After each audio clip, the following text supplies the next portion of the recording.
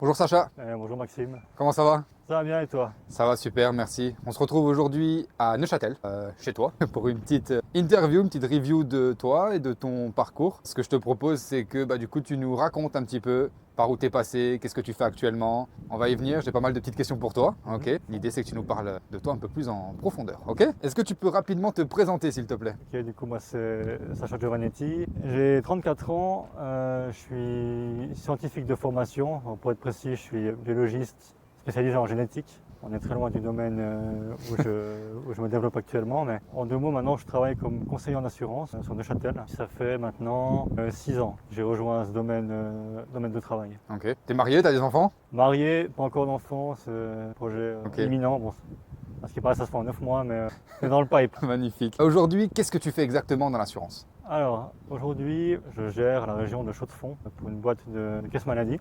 Du coup, mon job consiste essentiellement à faire du suivi client, parce que on pourrait penser à tort que tes parents te font une complémentaire quand t'es gosse, tu touches plus jamais à ton contrat et puis emballer c'est pesé, mais dans les faits, c'est pas vraiment ça. Il y a un suivi qui doit se faire en fonction des différentes étapes de vie, parce que forcément, t'as pas les mêmes besoins quand t'es un nourrisson que quand t'es un adolescent ou un retraité. Ça, les clients le savent pas assez. Du coup, notre rôle, c'est de faire du suivi. Que beaucoup des clients sont rentrés dans la boîte via différentes portes d'entrée. Certains, ils ont fait en ligne, d'autres sont passés via des boîtes de courtage, etc. Ce qui fait qu'il y a un suivi qu'on peut pas forcément, pas vraiment suivre. Enfin, on manque un peu de traçabilité par rapport à ça. Donc, mon rôle, c'est d'essayer de voir tout ce beau monde dans les 3-4 années qui viennent, parce qu'il y a pas mal de gens. Il y a près de 8000 personnes à revoir. Ok. Ça fera pas sur une année, quoi. Ok. Tu travailles pour une compagnie ou bien pour une agence de courtage?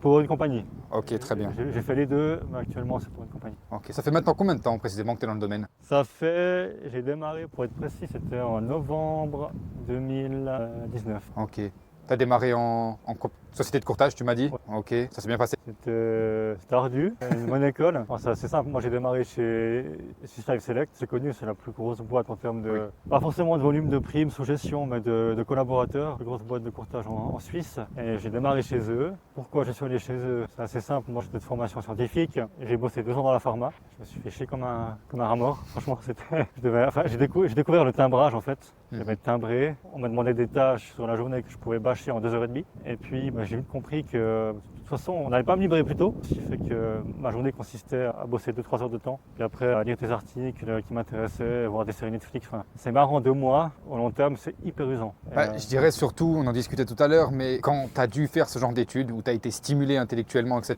et que du jour au lendemain, tu te retrouves un peu sans activité cérébrale, ça doit faire bizarre, non? Ouais, c'était des grosses structures, ce qui fait que même si tu fais preuve un petit peu de... C'est pas le bon terme d'esprit entrepreneurial, mais c'est pas ça. Si, quand même, en partie. Si tu as quand même un mindset type entrepreneur et que tu te retrouves là-dedans à devoir timbrer le matin, c'est pas évident, quoi. C'est pas évident. Et si tu veux, tous les inputs que tu pourrais donner à des cadres, tu sens que c'est figé. De toute façon, on va rien changer. Et même s'il y a moyen d'optimiser ou quoi, il faut demander d'abord l'aval à la hiérarchie, au global. C'est des gros bateaux qui mettent beaucoup de temps à bouger de cap. Là, quand tu as un petit pion tout en bas de la pyramide, tu rentres vite dans une routine où tu dis, bon, mon boulot que je fasse bien ou pas, au final, on va pas le remarquer, quoi. Et ça, c'était assez frustrant. Enfin, je me souviens, je regardais la fenêtre, il y avait toujours un écureuil qui se pointait au début d'après-midi. Putain, cet enculé, il est libre et pas moi. Quand j'ai commencé j'ai fait un bachelor, un master, et je commence à envier un écureuil parce qu'il est dehors et moi je suis dedans et je dois timbrer à 17h. Ça s'est arrêté pour des raisons de restructuration de Covid. Je me suis retrouvé au chômage. Je voulais pas trop faire du chômage. Je me suis dit, bon, pourquoi pas faire autre chose. En attendant, j'avais quand même vocation à retourner dans les sciences. Puis j'avais le beau-père d'un pote qui avait de très belles voitures. Il y a toujours, je pense, de très belles voitures. Et puis très basique, c'est très vénal comme motivation principale. Je me suis dit, fait chier à faire 40 ans d'études. Je voyais les perspectives qui m'attendaient. Elles étaient là, mais elles n'étaient pas folles non plus. Je disais, une Porsche, c'est pas fait pour mon monde. Je m'étais déjà résigné sur des choses que je n'aurais jamais. Et puis je me suis intéressé, j'ai rencontré son beau-père. Il m'a dit un petit peu, lui avait fait la transition, il était postier. Il s'est mis dans l'assurance à l'âge de 30 ans, en conversion aussi. Je me suis dit, mais ça a l'air bien. Il m'a expliqué son métier au quotidien. Ouais, tu vois du monde, tu discutes, je prends le café, ça me crée des relations. Certains clients sont devenus des amis. Attends, ça a l'air trop bien ton métier. C'est un petit peu comme ça que je me suis intéressé au domaine. Puis en 2 mots, j'avais une amie, on dirait une connaissance à cette époque. Je savais qu'elle bossait comme courtière. Elle allait dans le même fit où j'allais. Elle avait une jolie Mercedes aussi à l'époque, très branchée voiture. Ouais. Réflexe basique, je me dis, c'est sûrement la caisse à son mec. En discutant avec elle, elle me dit, en fait, je bosse dans une courtage, etc. Mais ton profil est pas mal, tu devrais postuler. Elle me file le numéro à son manager. Je le contact, ça s'est peut-être fait dans l'autre sens, je sais plus maintenant. Et puis voilà, je suis allé faire un entretien. J'ai été pas mal emballé par mon cadre de l'époque. Pour mettre dans le contexte, j'ai 27 ans, j'avais comme manager dans la pharma. C'est une femme très gentille au demeurant, tu vois, mais pas très stimulante en termes de mindset. Là, je débarque, un beau gosse qui arrive avec une Rolex au poignet, il arrive en Audi RS5. Le gars, je le connais pas encore, mais j'ai envie de lui ressembler, tu vois, il y avait un peu ce côté-là. Puis je m'en casse parce que je montre un volet du métier qui est peut-être pas hyper... Ah non, mais c'est parfait, il faut le dire. Hyper plaisant, mais je le dis, honnêtement. Bien sûr, c'est un métier où il y a beaucoup d'argent, il faut le dire. On est tous. On va pas se cacher nos petits doigts. Ce gars m'a emballé. J'avais fait d'autres postulations entre deux. J'étais vraiment allé fleur au fusil. J'ai mis mon plus beau costume. Je suis allé toquer. J'ai fait un peu du porte-à-porte pour des petites compagnies qu'on connaît bien en centre-ville. Puis ce qui était stimulant aussi, c'est que les gens m'acceptaient. Enfin, les gens me donnaient l'occasion de me défendre. Alors que où j'étais, dans la pharma, j'avais postulé. Enfin, je postulais tout le temps. J'avais un diplôme qui est quand même, c'est pas rien. J'ai quand même fait pas mal d'études. Mais disons que j'avais zéro expérience. Ça, c'est le pire. T'es bien formé, mais t'as peu d'expérience, du coup, tu coûtes cher et puis tu sais rien faire. Et personne ne te veut au début. J'enchaînais, j'ai dû faire, mais je sais pas, mais 200 lettres de motivation. Et c'était avant ChatGPT, un peu pénible. Et j'arrivais à être reçu. Et c'était très frustrant parce que les quelques fois où on me recevait, il y a des personnes qui décidaient de mon sort, c'était des nanas des RH qui sont incapables de faire la différence entre une enzyme et une molécule. Et puis c'est elles qui vont en fait servir de premier rempart. Est-ce que tu peux aller voir le chef de labo? Et je trouvais ça hyper frustrant. Enfin, je le vivais comme une injustice parce que sur le papier, on disait, oui, alors par rapport à ça, ça ne correspond pas. Et le fait est qu'avec un peu d'audace, avec mon plus beau costume et puis ma petite valise en cuir sous le bras, on m'ouvrait des portes. Et là, je dis, c'est génial. C'est un monde où... C'est accessible. C'est ça. C'est un monde où l'audace paye. Et j'ai fait quelques entretiens. Au final, mon choix s'était porté chez Life Select. Enfin, je pense à 100%. Je ne vais pas dire pour les conditions parce que c'est très ardu. Ça, on va en parler après. C'était vraiment pour le personnage, enfin, qui est toujours le cadre que j'avais à l'époque. Ce gars, il m'avait enflammé. T'as chauffé, quoi. Ouais, en 1 heure, il m'aurait dit, vas-y, on part au bout du monde.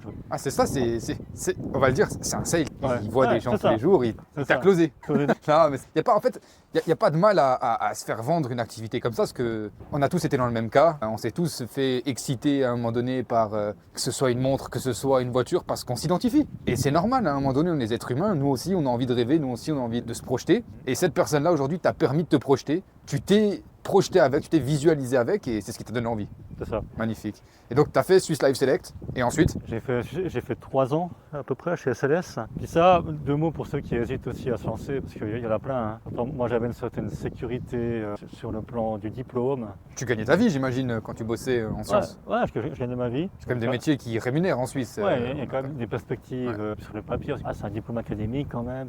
Honnêtement, annoncer à ma famille, ouais, en fait, je vais vendre des assurances. Mes parents, pour eux, ils avaient raté un truc, quoi. Puis tout leur annoncer, quoi. Je dis, voilà, je vais vendre des assurances. Un master en bio, en fait, t'es con, on a raté une étape. Et l'avantage, c'est que j'avais pas le droit à l'échec. C'était pas une option. Pareil pour mon réseau, hein, mes potes, ils étaient là, mais tu vas arnaquer des gens. Enfin, tous les clichés, j'ai eu droit. J'ai dit, bon, ben, j'y vais, je vais le jouer à 100%. Moi, j'ai pas le choix. Je peux pas revenir une année après avec un constat d'échec. Toi, on t'avait dit, etc. à faire. Je peux pas. C'était pas une option envisageable. Fierté, l'ego. Complètement. Moi, j'ai démarré à SLS, ça s'est vite bien passé, mais je bossais comme un possédé. Enfin, j'ai pas pris de week-end pendant une année, je pense. C'était vraiment.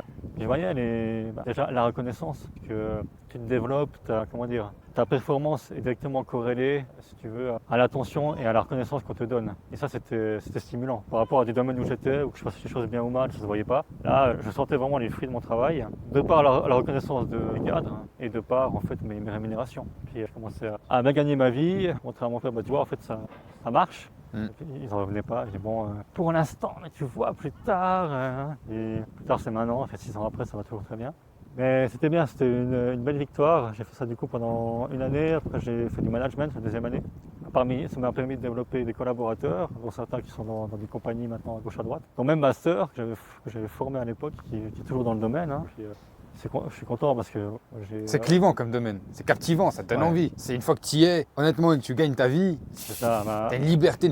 Ma soeur était dans le social. Hein. Et vous voyez, tu changes d'appart, tu changes de bagnole, tu vas en vacances. Ton métier, il est trop bien, quoi. Tu prends des vacances, c'est pas dire au mois de janvier parce que j'aimerais partir l'année prochaine entre le 15 et le 18. Non, tu pars en vacances. Au moment que tu as fait le taf derrière, tu tu te gères en fait. Et c'est ça, je dirais, le point le plus important de ce métier, enfin, pour moi en tout cas, c'était la liberté. C'est que tu es en fait ton propre patron entre guillemets. Alors tu as la boîte derrière qui va chapeauter la logistique, mais tu gères ton temps, tu gères ton business. Ça c'est hyper grisant. Et du coup voilà, j'ai aussi formé ma sœur qui est toujours dans le métier. C'est aussi un peu une fierté parce qu'elle était dans le social. J'ai un neveu de 11 ans, ça lui donne de la flexibilité pour s'occuper de son gamin, elle peut bosser à la maison. Enfin, c'est chouette. Ok. Et puis du coup, 3 belles années chez SLS, chez Swiss Life Ouais. Select. Et ensuite, Après, je suis parti. Le déclic, ça a été, on entend parler de ceux qui réussissent, mais il y en a beaucoup qui se plantent parce que c'est un système qui est très punitif en fait. Parce qu'on n'a rien, on n'a pas de portefeuille client, on n'a pas de salaire, on paye nos timbres postes. C'est vraiment l'école à la dure. Bon, moi, je m'en sortais, j'avais des collaborateurs que j'avais formés, mais j'avais du mal à les garder.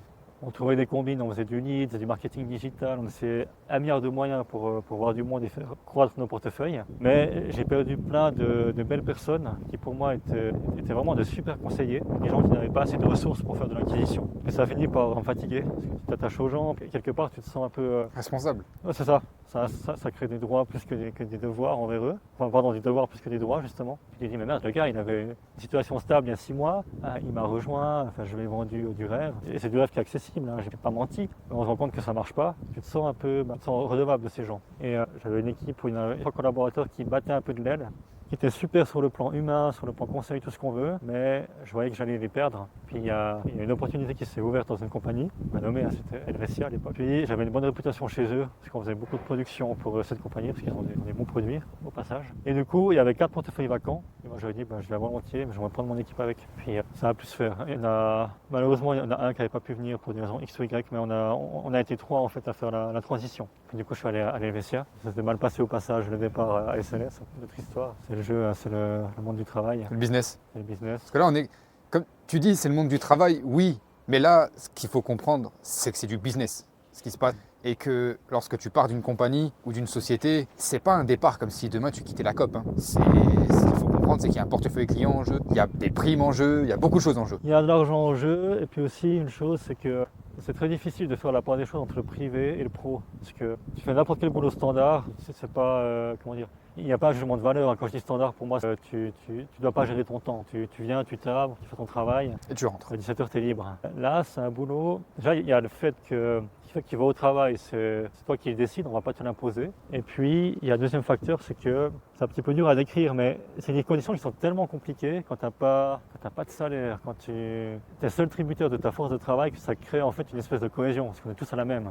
Et puis, tu as vite tendance un petit peu à avoir du mal à dissocier le privé du professionnel. Et du coup, quand je suis parti, mon cadre à l'époque, c'était la trahison, quoi, le truc. Mais... Vous rejoignez, vous buvez des verres ensemble, Ouais, parlez boulot, clients, production, chiffres. Et l'un n'aurait pas pu empêcher l'autre. Mais voilà, ça appartient au passé, ça c'était assez mal fait la transition. Ça va mieux depuis? Pas revu, passe le coucou, s'il y a mon numéro, de toute façon, c'est le game. Hein. Et du coup, j'ai fait une année chez Helvetia. Ça ne me correspondait pas vraiment à la manière de manager, c'est parti. Je suis retourné dans le courtage chez SVAG, qui sont les concurrents en fait, directs de SLS. Et puis entre deux, ma situation avait changé. Là, j'ai fait l'erreur que j'avais un leasing sur une jolie voiture, j'avais un appartement plus grand. Le piège classique, hein. J'avais pas mal augmenté mes charges fixes. Je retourne dans le courtage, mais c'est plus la configuration où je sors des études, où j'ai mon petit budget. Puis là, j'avais quand même une espèce de train de vie qu'il fallait soutenir. Et c'est stressant. Tu redémarres à zéro. Tu sais qu'il faut faire minimum X pour entrer dans tes frais, plus que ce que je devais à la justice à l'époque. J'ai fait ça quelques temps, j'arrête, j'en peux plus. J'ai recherché en compagnie, j'ai trouvé dans une caisse maladie le poste que j'occupe actuellement, où les conditions sont vraiment bien. Entre deux, je me suis marié, j'ai vocation à fonder une famille, ce qui fait que trop le roller coaster de feu de courtage. Pour toi, est-ce que c'était un pari risqué de démarrer à l'époque dans une boîte de courtage? Comment tu l'as ressenti à ce moment-là? Est-ce que tu avais des doutes, des appréhensions? Ou est-ce que tu étais on fire, tout feu, tout flamme et tu t'es dit je vais tout arracher? Alors des doutes, oui, j'avais des doutes. J'avais devant moi quelqu'un qui avait manifestement bien réussi. Bon, attends, le gars, il a 2 bras, 2 jambes, il l'a fait, je peux le faire, quoi. Je risque rien, pire, il se passe quoi? Pire, c'est pas fait pour moi, j'arrête dans 2 mois et puis bonne journée. Je retourne vaquer à mes occupations. Par contre, si c'est fait pour moi et puis que je prends pas, entre guillemets, le risque, qui est quand même minime, d'essayer. J'ai pas envie de me réveiller 15 ans après, dans un bureau, à voir cet écureuil qui me nargue par la fenêtre, me dire, putain, je suis con, j'aurais dû la tenter en fait. Du coup, je l'ai tenté, et puis surtout, mine de rien, tu vois, après, tu vois, on n'est pas non plus des entrepreneurs de ouf, hein, je veux pas... Pour moi, on reste des pseudo-entrepreneurs parce qu'on a quand même une base qui est solide derrière, mais ça reste challengeant, des domaines plus entreprenants que tu bosses comme fonctionnaire. Alors, j'ai rien contre, il en faut, mais tu vois, pour dire que c'était pas vraiment fait pour moi. Il y a un monde entre les deux, et puis le fait d'avoir un petit peu guigné à travers ce monde, pour me dire, en fait, voilà comment ça se passe. Et moi, je vais vous dire, mon plus gros salaire, pas le mien, parce que m'avait dit mon cadre à l'époque, il m'a dit, moi, une fois, j'ai pris 45 feuilles. Précise feuille pour ceux qui nous écoutent. 45 000 sur le 45 000 francs suisses du coup. J'ai bugué quoi. Pour moi, c'est pas possible. Non, mais c'est possible. Et puis si vous mettez de la rigueur, de la discipline, vous pourrez atteindre temps, X ou Y. Et puis, soit le gars est en train de me pipoter complet, mais dans le doute, on va la tenter. Ouais, et puis tu peux te dire que peut-être que comme tu dis, pipote complet, mais devant il y avait la voiture parquée, ouais, il y avait la montre qu'elle avait, il y avait le costard qu'elle avait, il y avait l'environnement qu'elle avait. Exactement. Et puis je pense que tu t'es rendu compte que tu avais pipoté ou pas? Selon toi aujourd'hui? Non, parce que tu te rends compte que c'est atteignable. C'est atteignable. C'est chaud. Hein. Je te dis, dans ma volée, on était 45. Après 2-3 ans, il en restait 2 ou 3. Et ça, quelque part, ça rééquilibre aussi les gens qui pourraient penser que c'est de l'argent facile, on est des jours de flûte, tout ce qu'on veut. Non, il faut quand même il faut être fait pour ça. Ça demande de la rigueur, de la discipline, un suivi client. C'est pas rien. Mais par contre, on va chercher des profils. Et puis il y a des gens qui se font chier comme des rats morts dans leur métier aujourd'hui. Ils disent, ouais, mais j'ai pas fait les bonnes études, j'ai pas le bachelor de trucs, le MBA ou je sais pas quoi, qui pourraient être des conseillers de fou en fait. Exceptionnel, ouais, bien sûr.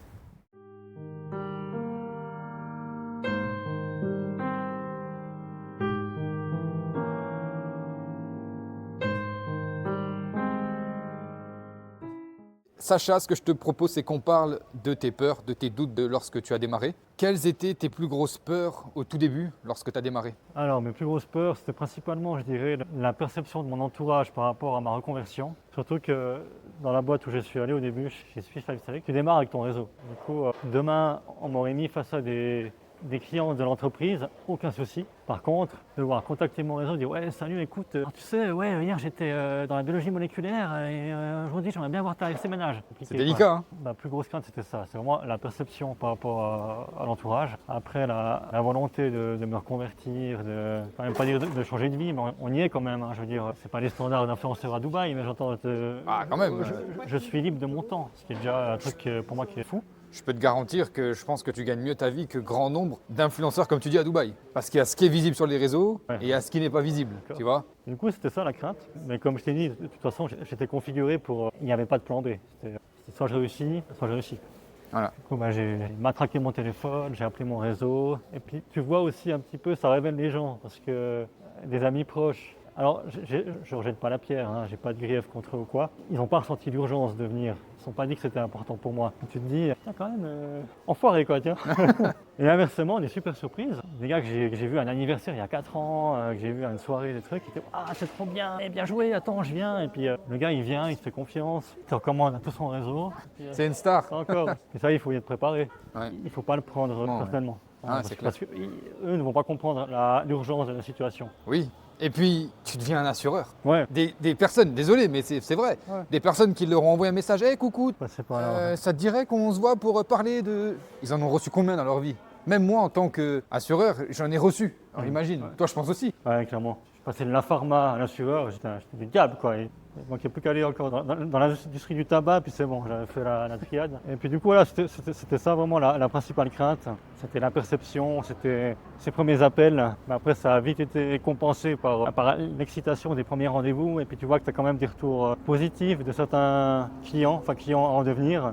Puis c'est toujours pareil. Au début, c'est dur de le comprendre parce que il faut bien se dire que tu n'auras jamais 100% de succès. Tu n'auras jamais sur 20 clients appelés, tu n'en auras pas 20 qui vont venir en rendez-vous, tu n'en auras pas 20 qui vont signer. Puis ça, au début, tu n'es pas OK avec ça. Le mec qui te dit non, tu te dis, ah merde, quoi, j'ai foiré, on n'est pas habitué. Je me suis mal pris et tout. Ouais, c'est clair. Et en fait, ça fait partie du game. Chaque non te rapproche du client super, qui va être sympa, qui va te faire confiance, avec qui tu vas gagner ta vie. En fait, il faut juste oser. Et puis ceux qui réussissent dans ce job, c'est comme du culot. C'est ceux qui bourrinent. Puis rien à foutre, j'appelle, au pire, on me dit non.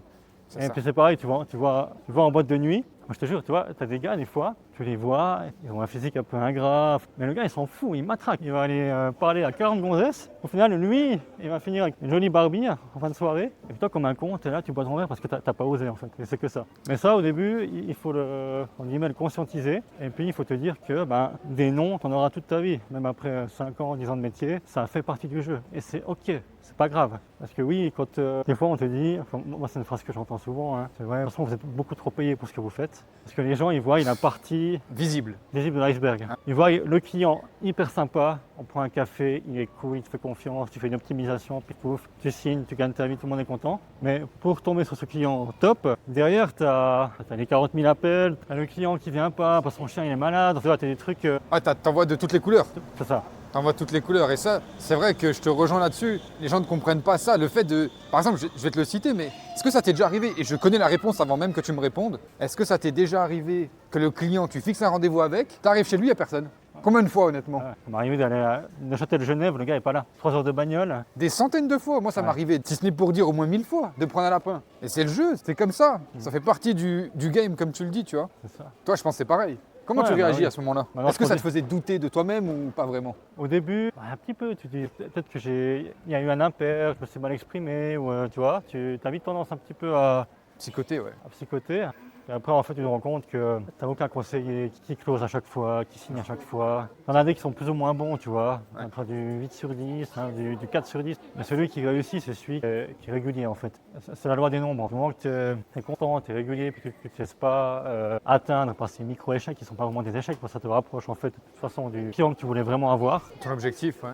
Ça te passe un peu dessus. Ouais, je vois ce que tu veux dire. Est-ce qu'au tout début, lorsque tu as commencé, tu avais peur de ne pas gagner assez? Tu avais des doutes, des appréhensions? Pas trop, parce que j'avais mis mon appartement, j'étais allé vivre chez ma sœur, dans son grenier. C'est vraiment Ah ouais? Harry Potter 2.0, tu vois, vraiment le truc petit grenier, elle m'avait aménagé une couchette et tout. Je me suis dit, bon, j'ai 0 frais et j'ai rien à perdre. Ok. Du coup, non, après, quand j'y suis retourné plus tard dans le courtage, là j'avais l'appréhension. Parce que leasing, machin, appartement. Tu t'es mis des gros frais, tu avais augmenté ton train de vie, tu l'as dit. Ouais. Complètement. Ce qui est un piège. Hein. Ce qui est une erreur et qu'on a tous fait. Hein. On l'a tous fait. On a tous fait. Ok. Est-ce que tu as eu cette peur de ne pas trouver de clients ou ça va? Oui, bien sûr. C'est une peur, mais c'est une peur qui est saine. Ça doit être ton obsession durant les premières années. C'est comment je fais pour faire de l'acquisition. Il y a la recommandation, moi je suis très intéressé à tout ce qui est marketing digital, du coup il y a des belles choses à faire aussi avec ça. Mais tu es obligé, il faut sans cesse trouver des moyens. En tout cas les premières années, le temps que ton réseau se constitue. Et puis qu'après, si tu fais bien ton travail, les gens ils te recommandent, ils font appel à toi et puis ça commence un petit peu à tourner. Ok. Tu t'es déjà dit, je vais arrêter. Peut-être aujourd'hui aussi. Est-ce que tu te le dis par moment? Je vais arrêter ce domaine. C'est une bonne question. Des fois, oui, mais je me dirais pour faire quoi? Je suis persuadé que demain, tu mets un bureau avec un salaire fixe. C'est toujours pareil, c'est plus tu as des acquis et puis plus tu oublies le confort dans lequel tu es en fait. Demain, je m'imagine, je fais un bureau, je fais mes 8 heures par jour, j'ai un salaire fixe. Je vais faire ça un mois, c'est l'enfer. Je vais penser à la liberté que j'ai de faire ce métier. Mine de rien, au niveau du réseau, tu fais plein de rencontres. Ouais. Alors, je veux pas poétiser le truc, hein, tu as aussi des clients, c'est des... Oui, on s'est compris. compliqué, tu vois. Ils sont incroyables. Moi j'ai des clients, c'est devenu des amis proches, tu vois. Ouais, c'est clair. Ah, c'est pareil, j'ai déjà un client, même des clients, j'ai été invité à leur mariage. Alors que, tu vois, à leur barbecue le dimanche. Et ça, c'est vrai que dans le monde du commun, tu vois, c'est assez rare en soi. C'est assez rare. Pour finir, selon toi, si tu devais donner 3 points qui ont été les plus durs pour toi au tout début, qu'est-ce que ce serait? C'est l'acquisition, enfin, c'est la crainte de ne pas avoir l'agenda plein. Ça doit être ton obsession quand tu démarres. Il faut remplir ton agenda. Du coup, tu as vraiment la crainte d'avoir un agenda qui est vide. Ça, c'est une crainte. À dire, ouais, tu sais, j'ai pas vraiment.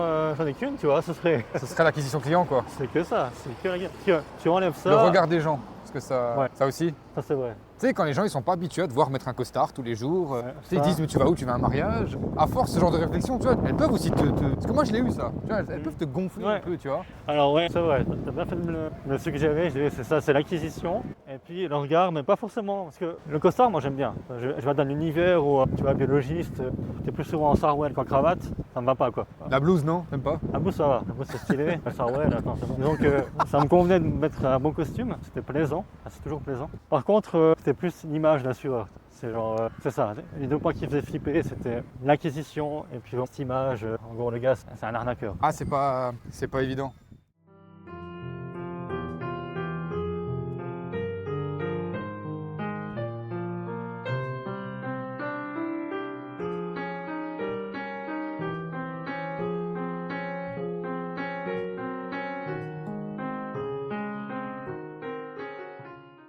Ok Sacha, on se retrouve du coup à l'hôtel Bolac, à Neuchâtel, dans l'endroit que tu affectionnes. C'est un peu, comment dire, Beau Rivage Bolac, c'est quand même Pardon, l'hôtel du Pérou aussi. Beau Rivage, c'est ça? Ah, il y a Beau Rivage, Ah il y a oui. Bolac, il y a Ok. l'hôtel du Pérou. C'est un peu les trois institutions de Neuchâtel. Magnifique, c'est vrai que c'est très très beau. On va montrer quelques images, mais c'est vraiment beau. Ce que je te propose, c'est qu'on parle un petit peu du métier au quotidien et donc de la vraie vie où on est en train d'être actuellement, on s'est fait servir un petit peu des petites gourmandises. Un grand merci d'ailleurs. C'est à toi. Et puis, du coup, on va pouvoir parler de cette vie de conseiller en assurance qui est assez flexible, comme on le précise. Là, il est 15h42 sur mon attel, sur mon téléphone. Donc, naturellement, on a quand même cette certaine liberté. Pour toi, aujourd'hui, à quoi ressemble une journée type? Est-ce que tu peux un petit peu nous expliquer? Alors, je dirais qu'il n'y a pas vraiment de journée type. C'est pas une liberté, ça c'est un peu le point, je veux dire, essentiel, c'est que tu composes un peu ta journée comme tu le souhaites. Moi, c'est un truc que j'avais du mal à l'époque, où je devais timbrer, c'était vraiment de ponctuer ma semaine avec les jours de la semaine, avec la fameuse phrase de « Comment tu vas ?» Comme un lundi, enfin, l'enfer. Ça j'ai plus entendu dans le domaine de l'assurance. Ça n'existe pas comme un lundi, tu vois, c'est lundi, vendredi, on s'en fout, parce que tu gères ton temps. Là, on est quoi, mardi, mercredi? Mercredi, ouais. Même quel jour on est, je gère mon temps, je dois aller au coiffeur ou quoi, je dois aller au sport. Enfin, le moment que le boulot est fait derrière, je peux bosser à la maison. Enfin, ça c'est un luxe. Et juste pour ça, j'aurais du mal, mais en fait je pourrais pas faire un boulot plus conventionnel dans les horaires. Et du coup, la journée type, il n'y a pas vraiment de journée type, mais on va en clientèle où le client vient à l'agence. On a de l'admin un petit peu à traiter aussi, forcément. On fait des appels, on appelle nos clients, on leur propose un bilan annuel pour ceux qu'on n'a pas vu depuis longtemps. Je dirais c'est que ça les trois éléments principaux, c'est les téléphones, la clientèle et l'admin. Ok. Dans les trois, qu'est-ce que tu préfères faire? Alors c'est clairement pas l'admin, on va l'éliminer celui-là, la clientèle. Pour moi je suis un conseiller, mon rôle c'est de conseiller les gens, c'est ça que j'aime faire, c'est pour ça que j'ai fait ce métier. L'admin, parfois faut le faire, hein, on le fait. Les appels, c'est ce qui fait peur des fois, genre, il faut appeler, il faut distinguer l'appel de prospection de l'appel que tu fais pour revoir tes clients en fait. Un appel de prospection il peut intimider, puis je comprends. On doit se vendre, c'est au téléphone, c'est pas simple. En même temps c'est un super exercice pour les gens qui sont de base Timide, introverti. Ouais. introverti ou que sais-je, c'est une super école de vie. Mais c'est ce que les gens n'aiment pas faire, alors que c'est là que la carrière se joue. Clairement. On fait pas un métier très compliqué, hein. C'est pas, je suis pas ingénieur en mécanique des fluides, moi mon métier c'est simple. Le seul moment décisionnaire que j'ai, c'est est-ce que j'appelle ou pas. Après tout le reste ça va dérouler. Si j'appelle, je fixe des rendez-vous avec des clients en clientèle. Comme ils seront là dans l'agenda, je vais aller les voir, je vais dérouler, je vais répondre à leurs besoins, optimiser, signer des contrats, etc. Puis après je vais bâcher mon admin. Mais le seul moment où je décide, c'est en fait est-ce que j'appelle ou pas. La carrière se fait au téléphone, et puis c'est la chose en général que les gens aiment le moins faire, paradoxalement. c'est Et on clair. fait pas un boulot compliqué, on appelle des gens. Tu travailles plutôt seul ou en équipe? T'as une assistante ou pas? Non, alors, j'ai pas cette chance. Non, on a un soutien du service interne, mais je dirais que je suis plutôt autonome sur ce que je fais au quotidien. Ok. Tu dirais que tu passes quand même plus de temps en clientèle ou à faire de l'admin? Non, alors, je pense que le temps en clientèle, c'est quoi? Sur les trois, La clientèle, c'est peut-être 12 rendez-vous par semaine. ça va. On va dire, ça va. 2 par jour, quoi. C'est 2-3 rendez-vous Trois par par jour, jour. Tu fais 1 heure, 1 heure et demie. La plupart du temps, c'est en clientèle. L'admin, si on est organisé, c'est une demi-heure par jour. Ok, top. Et le reste de la journée, plutôt de la prospection, du coup. Prospection, téléphone, Répondre aux emails aussi? les emails, ouais. Il y a quand même pas mal. Ouais, une demi-heure, je suis léger. T'as quand même une bonne heure d'admin tous les jours. Ouais. Et puis après, le reste, c'est la prospection, c'est trouver des idées. Bah, tiens, on pourrait faire un stand, on pourrait faire du marketing digital pour trouver des leads. On pourrait appeler tel segment de clients dans le portefeuille pour leur proposer tel type d'événement.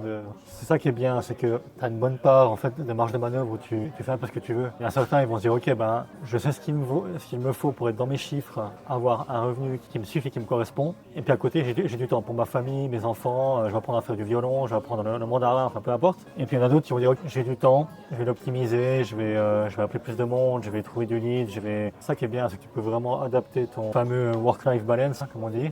Ouais. Ça c'est vraiment, ça c'est un luxe. Claire, totalement d'accord avec toi. Goûter cette- Fais-toi plaisir, vas-y. J'ai très très faim personnellement. Ça me donne beaucoup envie. Est-ce que pour toi, les journées se ressemblent? Alors, oui et non. Oui, je dirais dans les process, que ça reste faire des téléphones, voir du monde, traiter de l'admin. Après, tous les clients par définition, sont uniques, sont différents. Ce qui fait que, pour moi, les clients, c'est bizarre, mais c'est un peu des œufs Kinder. En fait. Tu sais jamais vraiment à qui tu auras affaire. Tu peux avoir des super surprises, puis des fois, Moins bonne. des bonnes surprises aussi. Un peu de tout, quoi. Mais ça, j'aime bien. C'est que je ne vais pas non plus, tu vois, idéaliser ou poétiser le truc, mais tu fais quand même des belles rencontres. Tu vois du monde, tu discutes, et puis tu vois un large spectre de la population. Et puis chacun a un parcours différent. Moi je suis très bavard, hein. J'ai bossé en laboratoire, j'ai détesté ça. Parce que tu es là, tu es avec ta paillasse, tes trucs, tu évolues dans un huis clos. Là tu vois du monde, un panorama de personnes différentes. J'aime bien, honnêtement. C'est stimulant. C'est stimulant, c'est ce qui fait que les journées ne se ressemblent pas. Parce que concrètement, on fait un peu les mêmes tâches, mais c'est le fait qu'on rencontre des gens différents tous les jours qui fait qu'on n'a pas l'impression de faire la même chose tous les jours. C'est-à-dire qu'un jour, il y a un client, peut-être que tu vas lui recommander tel ou tel produit, le lendemain tel ou tel produit, parce qu'en fait, tu as tout le temps des nouvelles problématiques en face de toi et tu dois y répondre de par les produits que propose la société pour laquelle tu travailles. Donc c'est plutôt pas mal. Est-ce que pour toi, c'est un métier stressant ou pas? Ça peut l'être, honnêtement, dans la configuration où je suis, j'ai pas beaucoup de stress parce que je suis dans une super boîte avec des bonnes conditions, avec un objectif que je trouve aisément atteignable. Mais c'est vrai qu'on a toujours un peu cette épée de Damoclès, c'est que c'est tout beau tant que ça roule, mais si demain ça se passe mal, le turnover il est assez élevé. Hein. Ouais. C'est un conseiller qui... Combien de pourcents selon toi du turnover en compagnie? En compagnie, par année, ça dépend des compagnies, mais je pense du 25%, 20% quand même facile. T'as les 30, chiffres, 30 en moyenne, ouais. Que 30, ouais. 30 à 35% selon les compagnies. Le turnover il est assez élevé. Après, la demande derrière, l'employabilité elle est aussi très forte. C'est-à-dire que si demain ça doit s'arrêter, je sais qu'il y a 15 portes où je peux retrouver du job. Ouais. Mais C'est un secteur où il y a beaucoup d'emplois ouverts. Hein. ça c'est top. Ouais, c'est ça. Et puis surtout, encore une fois, on le redit, mais c'est assez facile d'aller convaincre un RH, c'est même pas des RH en général qui embauchent. Hein, c'est... Ça qui est bien, c'est que tu peux directement aller voir le décisionnaire. Moi, j'ai eu recruté, j'étais chef d'équipe, et puis en fait, je me mets à la place du chef d'équipe que j'étais. Un gars qui vient, qui franchit la porte, il dit voilà, j'en veux, je veux bosser, etc. Je dis ok, bah génial. Allez-y, on va discuter. C'est un domaine où ça plaît, où on peut.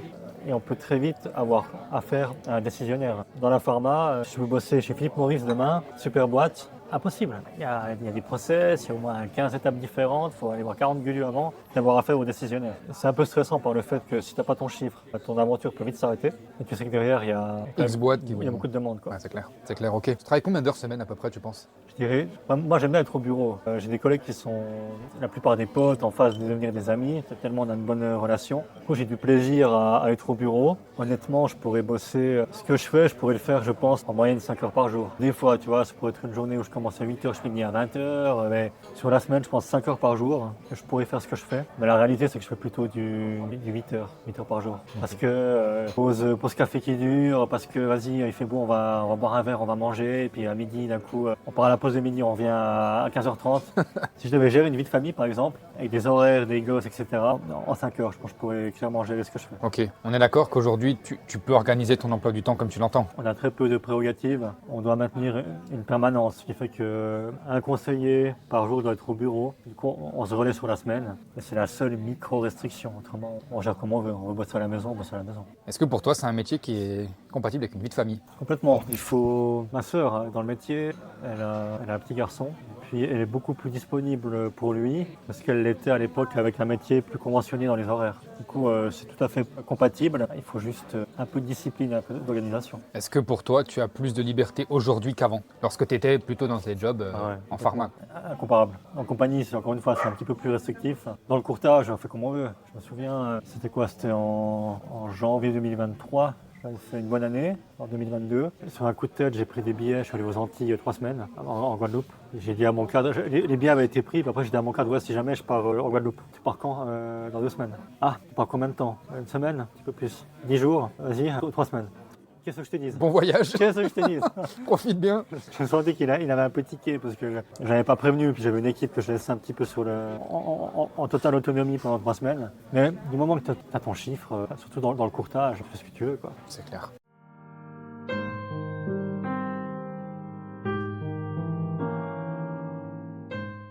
Parlons du sujet clé, du sujet qui plaît à nos auditeurs. Je te l'ai dit en off, je te le répète devant la caméra. C'est des questions qui te gênent, auxquelles tu ne souhaites pas répondre. Tu es libre de ne pas y répondre. Ok pour toi? Ouais, ça marche. Magnifique. Est-ce qu'on peut bien gagner sa vie dans l'assurance ou pas? On peut bien gagner sa vie, ouais, bien sûr. Si je devais donner un intervalle, on peut aussi ne rien gagner du tout. Hein. Ça, il faut le savoir, mais quelqu'un qui tourne, allez, il va tourner autour de 80 000 à 300 000, je dirais. Ah, vraiment, mais pour les top. Après, tu as toujours des satellites qui ont un réseau parce qu'ils sont marqués avec une fiduciaire, une régie, un politique. Enfin, dans tous les bis, c'est pareil. Hein. Pareil dans l'immobilier ou ce qu'on veut. C'est beaucoup aussi tributaire du réseau. J'ai un conseiller qui charbonne sans compter un réseau très spécifique qu'il aurait construit, 80 à 300 000. C'est un peu ces chiffres-là, quoi. Donc pour toi, c'est un métier dans lequel on peut bien gagner sa vie. Tu disais, on peut rien gagner, mais non, si on bosse en compagnie, on peut pas ne rien gagner. On a forcément un salaire fixe. Ça dépend des compagnies. Il y a des compagnies où tu as zéro fixe, c'est une avance sur salaire, enfin une avance sur commission. Du coup, oui, dans les faits, tu reçois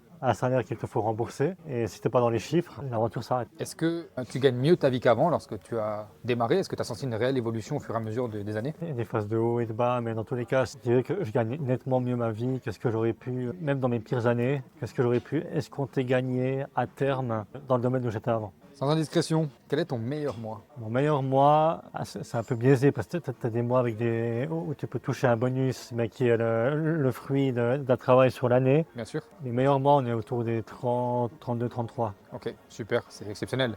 Ouais, C'est magnifique, félicitations franchement. Nous on est là pour le beau jeu et c'est du très beau jeu. Est-ce qu'aujourd'hui tes revenus sont stables de par ton expérience, etc. Les revenus sont stables, alors, parce que j'ai une stabilité mais qui est tributaire en fait de mon employeur, parce que j'ai un très bon employeur qui me donne une stabilité, plus après un potentiel où moi derrière je peux m'éclater et puis en fonction de mon travail, ben, gagner plus. Mais au moins j'ai une ligne de flottaison qui me permet d'être stable. À partir de quand tu as vraiment commencé à bien t'en sortir financièrement? Bon, en fait tout de suite, honnêtement, d'entrée j'ai vraiment charbonné. Ce qui fait qu'il y a les premières semaines, les 2 premiers mois où il faut que les contrats soient commissionnés avant que ça commence à tomber. Il y a toujours un peu une espèce de latence, mais à partir du moment où le train était en route, j'ai toujours bien gagné ma vie. Selon toi, est-ce que quelqu'un de motivé dans le domaine peut bien gagner sa vie? Je pense là, sans faire de fausses promesses, moi j'avais pas un réseau incroyable, j'étais plutôt quelqu'un je dirais pas introverti, mais j'étais un petit peu résolument de mon côté. Enfin, j'avais mes quelques meilleurs potes que j'ai toujours, mais j'ai jamais été dans l'associatif, à être dans des clubs de sport, faire de la politique ou je sais pas quoi. Enfin voilà, j'étais mon petit réseau et puis c'est tout. Ça m'a pas empêché de m'en sortir. Puis j'ai d'autres exemples en tête de personnes que je connais, qui ont même débarqué de pays étrangers. C'est des exemples un petit peu à la marge, mais c'est des gens qui ont réussi à performer parce qu'ils en voulaient, quoi. Puis j'ai vu tellement de gens hyper bien configurés. Ils finissent en plus HEG, HEC, déjà un peu thématisé économie. Ils ont tous leurs potes de volley qui terminent maintenant leurs études, qui rentrent dans la vie active. Enfin, c'est potentiellement des clients de rêve, mais qui n'ont pas réussi. Du coup, il n'y a pas vraiment de règle. Le réseau, ce serait faux de dire que ça n'aide pas, mais ça ne suffira pas. Tu peux avoir un réseau de fous, à un moment donné, tu vas faire le tour, c'est sûr. Est-ce que selon toi, les revenus que tu peux avoir et que tu as pu avoir dans les autres sociétés pour lesquelles tu as travaillé, toujours dans le domaine de l'assurance, sont à la hauteur de ton investissement? Parce que tu as dû te former, tu as dû investir du temps sur toi, sur le coût de ta formation, sur plein de choses, le temps que ça t'a pris de développer un réseau. Est-ce que pour toi, tes revenus aujourd'hui sont à la hauteur de ton investissement? C'est clairement rentable, c'est clair. Il y a des formations, il faut bosser. On a un domaine de plus en plus, on va dire, restrictif par rapport aux lois, par rapport à la Finmax, comme tu le sais. Mais voilà, le jeu en vaut largement la chandelle en termes d'investissement. Et puis on parle peu, c'est qu'il y a, oui, il y a l'AFA, il y a l'IAF, mais il y a pléthore en fait de formations encore qu'on peut faire, des brevets dans tous les sens, entreprises, etc. Et puis à mon sens, c'est là qu'il faut aller à long terme parce qu'il faut se diversifier. Il y a de plus en plus de bons conseillers qui sont bien formés et ce sera la norme tout bientôt, ce qui est très bien pour la profession. Justement, comme on a rehaussé un peu les standards, maintenant je pense que dans l'avenir c'est important de se diversifier avec du brevet ou des formations postgrad. Justement, en parlant de formation, au 1er janvier 2026, l'AFA est devenue obligatoire, comme tu le sais. Donc toi, tu t'en fiches un petit peu, tu étais déjà certifié. Tu as fait ta formation AFA. Comment ça s'est passé de ton côté? Alors, je n'ai pas fait l'AFA, j'ai fait l'IAF directement. T'as fait l'IAF directement? Ce qui est, en 2 mots, c'est un peu un équivalent plus, parce qu'il y a plus de modules dedans. On va retrouver patrimoine immobilier, entre autres. C'est un peu plus dur, ouais. Donc toi, tu as fait ta formation. Comment est-ce que ça s'est passé, concrètement? Comment ça s'est passé? C'était financé, la formation était financée par l'entreprise. Du coup, on avait des intervenants externes qui nous ont donné des cours sur 6 mois, je dirais à peu près. En parallèle, voilà. J'ai révisé, puis j'ai fait mes examens. Ok, très bien. Aujourd'hui, du fait que ce soit plus vraiment financé par des sociétés, des compagnies, est-ce que pour toi c'est une bonne chose que les gens doivent investir sur eux-mêmes ou pas vraiment? C'est une bonne chose. Après, j'entends c'était financé sous couvert d'avoir une certaine production. Forcément, parce que dans la balance, ils ne prenaient pas beaucoup de risques. Hein. Si vous produisez beaucoup, vous êtes rentable, on vous paye la formation. Mais pour ceux qui ne produisaient pas assez, il n'était pas question de payer la formation. D'accord, ça c'était vraiment la politique dans la société. C'est ça. J'ai pu me faire payer la formation parce que j'étais dans les clous au niveau de ma production, mais ce n'était pas un acquis pour tout le monde. Et puis pour répondre à ta question, moi je pense que oui, c'est important d'investir sur soi-même. Ça a un coût, mais c'est pas non plus par rapport à la bascule que ça peut provoquer. Attends, tu prends n'importe quel type de formation, un bachelor, un master, une haute école, un CFC, t'es parti sur 3 années, avec payé au lance-pierre. Du coup, ça aussi, c'est un coût. Parce qu'on pense à la formation qu'il faut payer en tant que telle, mais si je me forme et puis je suis employé à temps plein, et puis que je reçois 800 balles par mois, derrière, quelque part, il faut aussi que je contrebalance avec du financement. Si je mets ça sur la balance avec le fait de... C'est quoi maintenant un AFA? C'est de 1500, 2000 francs, 1500, 3000 francs, 2000 ça dépend. francs, une bonne formation, c'est peut-être 2-3 000 francs derrière. Ouais, ça vaut largement le coup. Une fois que tu es certifié, c'est un investissement que tu rentabilises en un mois, honnêtement. Super. Est-ce que pour toi, le fait de démarrer en étant déjà certifié au minimum par l'AFA ou l'IAF est une bonne chose? Ouais, énorme. De faire sa formation avant de commencer? Complètement, parce que ça devient rarissime que la compagnie investisse de l'énergie, du temps pour quelqu'un qui n'est pas certifié. Ça comporte des risques, ça comporte parce que le gars il fait 3 mois, en fait il n'a plus envie, ils ont déjà mis en branle la formation, les intervenants, etc. C'est l'enfer. C'est tout du temps où le collaborateur il peut pas produire. Du coup, non, je pense que ça va vraiment être rarissime les compagnies qui donnent leur chance à un collaborateur et puis qui vont dire ok, pas de souci, t'es pas formé, on te paye la fin dans 6 mois. Franchement, ça n'arrive plus. On n'arrive plus, puis même j'ai des amis qui sont à leur compte, ils m'ont dit mais laisse tomber, on prend plus jamais ces modèles où on prend quelqu'un qui la veille était charpentier, puis on va allouer du temps, de l'énergie, on va le former, et puis on espère qu'il soit un collaborateur viable dans une année. Les gens ils ont plus envie, ça marche plus. C'est clair. On va parler rapidement du coup de la difficulté et de la réalité du terrain. On est là pour dire les parties positives, comme le salaire, comme plein de choses, ok, qui sont naturellement très enthousiastes et tout ce qui s'ensuit. Pour toi, quelle est la plus grosse difficulté de ce métier? La plus grosse difficulté, de ne pas faire de burn-out. Ouais, non, alors je dirais il faut être, j'en vois deux principalement. Je dirais au quotidien, c'est la résilience, on en a parlé, parce que tu n'as pas que des clients incroyables, il faut aussi composer avec d'autres. Comment dire, c'est accepter, c'est intégrer les noms, le fait que les gens ne sont pas fiables, qu'ils sont à rendez-vous, ils ne sont pas là. Toutes des petites déconvenues qui au quotidien ça peut être usant. Je dirais que c'est ça dans le quotidien. Puis un deuxième point qui est, mine de rien, c'est un métier qui est top, mais tu es toujours sous pression. Toujours sous pression, tu peux avoir des très belles conditions, mais tu redémarres chaque année à zéro. Des fois, c'est compliqué de se projeter sur du long terme. En plus, tu es très tributaire du marché. Aujourd'hui, on a des conditions qui sont bien. Il y a 10 ans, 20 ans, elles étaient topissimes. Du coup, mais on sent que la voilure se réduit dans toutes les compagnies. Et puis, tu es tributaire de ça derrière, ce qui fait que un petit peu, faut beaucoup le chant des sirènes et puis l'appel de se mettre à son compte, qui fait sens parce qu'au début, tu étais seul au front, tu n'as pas de matière, mais tout ce que tu vas mettre en place, c'est un acquis pour l'année suivante. Ce qui fait que tu bosses bien à ton compte et puis après 2, 3, 4, 5 ans, enfin, tu as une assise qui est ultra stable. Et puis tu n'es pas tributaire du fait qu'un tel a racheté une compagnie ou alors que toi. Selon toi, qu'est-ce qui fait que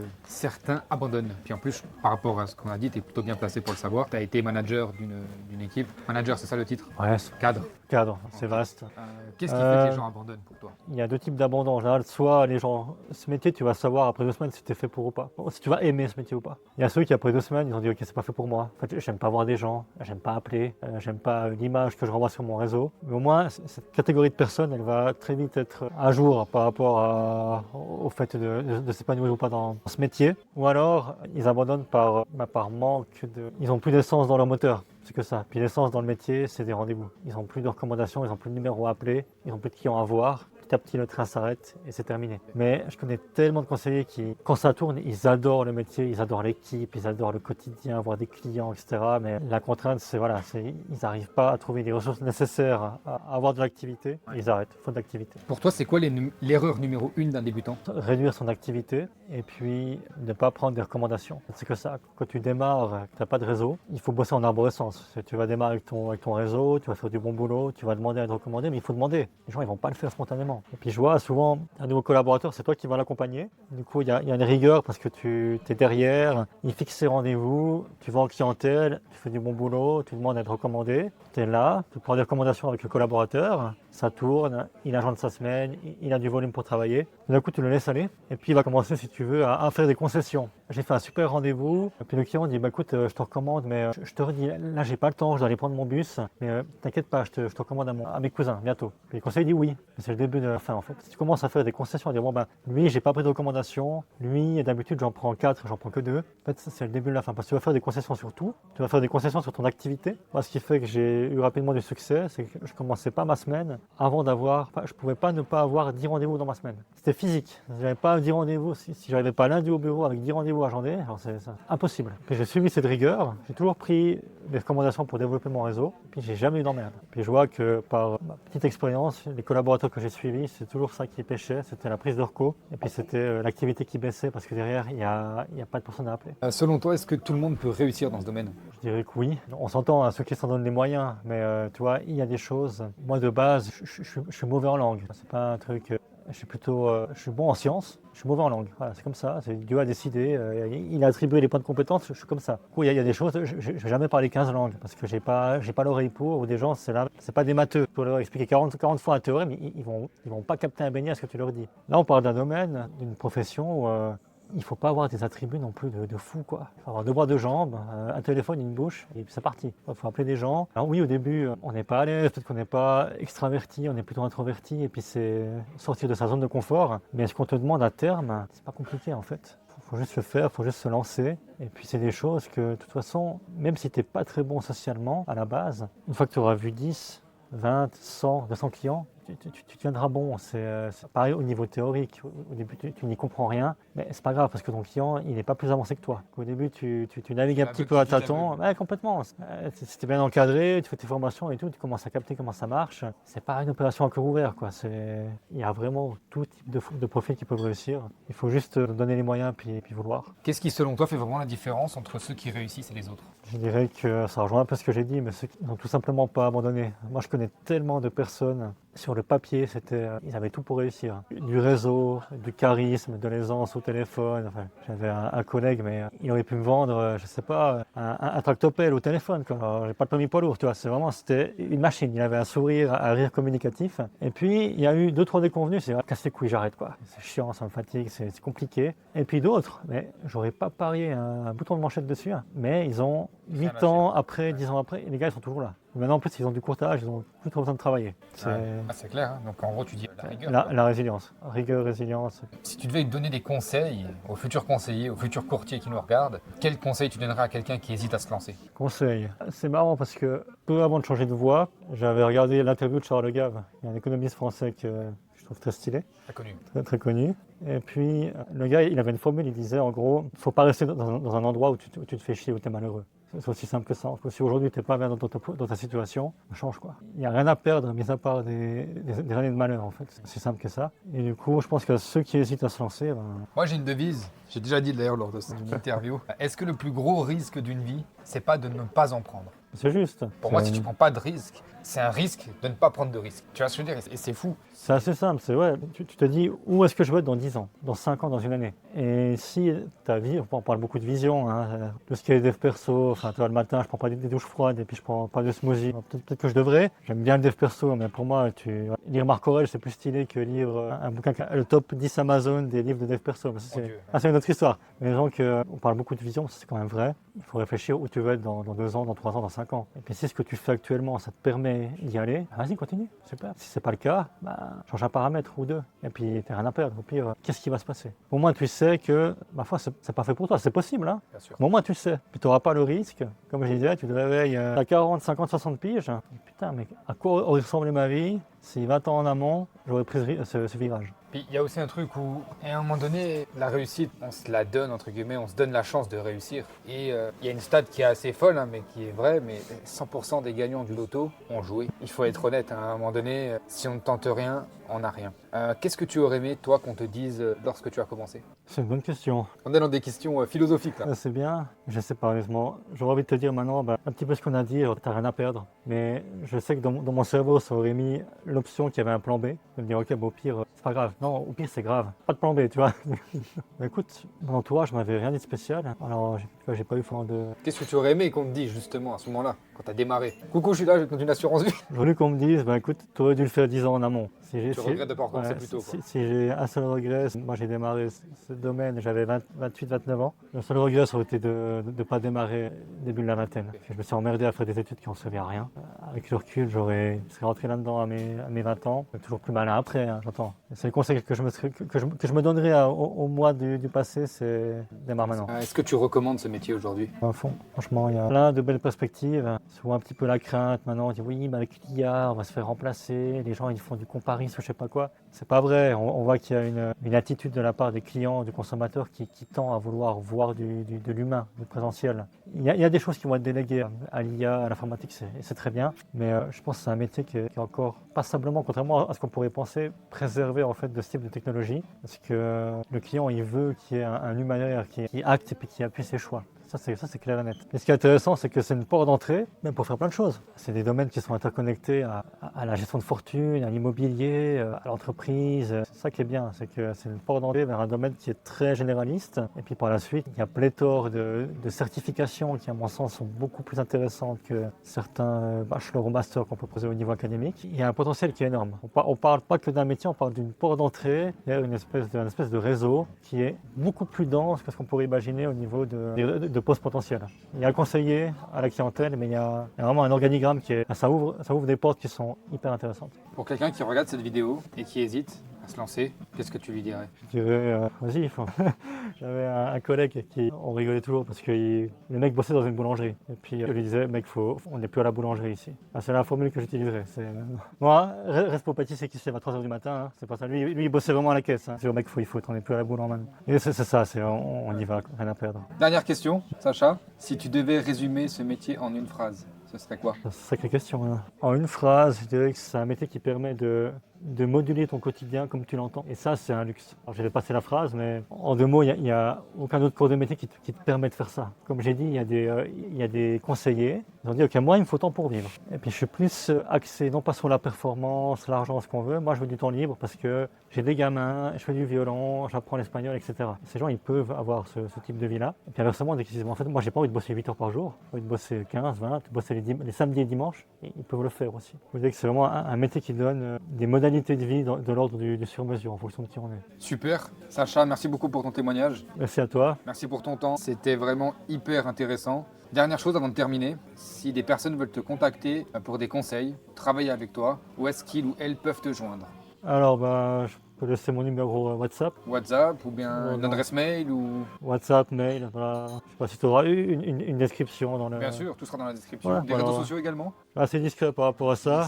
Je fais du réseau social, mais plutôt en back-end avec des ads. Mais je ne suis pas très personal branding, c'est pas droit. Pour être sûr, quel type de personnes j'aimerais qu'on t'envoie? Des gens fiables, des gens... on fait de tout, j'entends. Moi, mon volet, c'est la santé, c'est la prévoyance. Immobilier, j'ai les réseaux pour. Tout ce qui va toucher aux finances de manière large, c'est plus des profils de gens avec qui j'ai envie de travailler. Je veux des gens qui soient fiables. Si en plus, il peut être sympa. Que demande le peuple, c'est ce qu'il me faut. Super, je mettrai toutes les infos en description de la vidéo. Un grand merci pour aujourd'hui. Si ce métier vous intéresse et que vous souhaitez être accompagné correctement dès le départ, toutes les infos sont en description. Sacha, un grand merci. Merci à toi.